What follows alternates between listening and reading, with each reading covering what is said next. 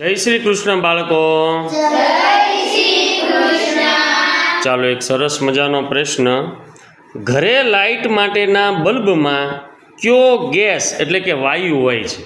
જો આપણા ઘરે બલ્બ હોય કે નહીં તો એની અંદર એક ગેસ ભરેલો હોય છે. એ ગેસ એટલે કે વાયુનું નામ તમારે કહેવાનું છે. ચાલો એ કયો વાયુ હોય છે? બોલો તો બેન દીપિકાબેન. ના, ઓક્સિજન નહીં આવે. બોલો તો હરપાલભાઈ.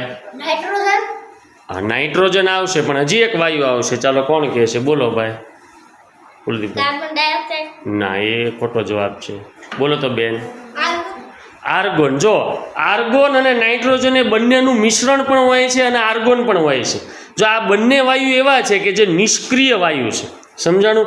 અને એના કારણે બલ્બની અંદર રહેલી ફિલામેન્ટ છે ને એને ઊંચા તાપમાને જતાં એ અટકાવે છે, એટલે એનું આયુષ્ય વધે છે. ખૂબ સરસ વિદ્યાર્થીઓ.